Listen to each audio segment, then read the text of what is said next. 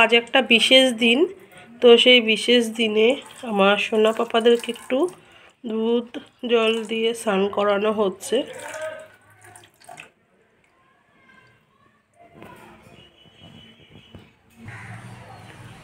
স্নান টান সেরে কি সুন্দর করে দেখো দুই ভাই একদম সাজুগুজু করে, আর মুখে ভীষণ হাসি।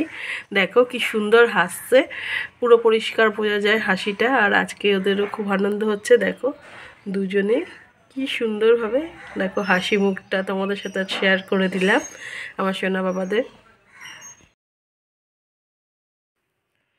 তো বন্ধুরা, আজ পূর্ণিমা থাকার কারণে তো আমি ঘরে একটু পুজো দিয়েছি। আর এটাকে আমি গুছাতে পারিনি, একটু পড়ে গেছে, ময়দাটা পড়ে গেছে। আর দুধটা দুপাত্রে রাখা, চিনিটা যাতে মাখে একটু দুধের পরিমাণটা বেশি থাকে সেই কারণে নেওয়া।